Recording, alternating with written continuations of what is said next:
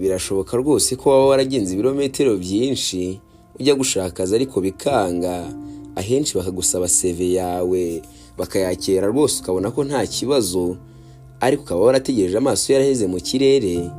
Nshuti yanjye, ntucike intege kuba utarabona akazi uyu munsi, ntabwo bivuze ko ari ryo herezo ryawe rwose. Ongera udepoza ahantu henshi hashoboka, ongera ugerageza amahirwe yawe uyu munsi, kuko kunanirwa kubona akazi uyu munsi ntabwo ari ryo herezo ryawe ryo gutsindwa. Oya, aho ngo waba wibeshye rwose.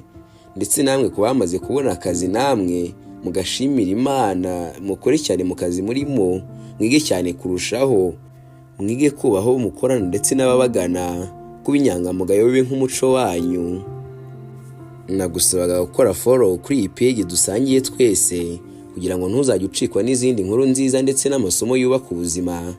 Kandi wibuke like, comment ndetse na share, kugira ngo ubutumwa bubashe kugera kuri benshi. Njye ndi Chris Vani.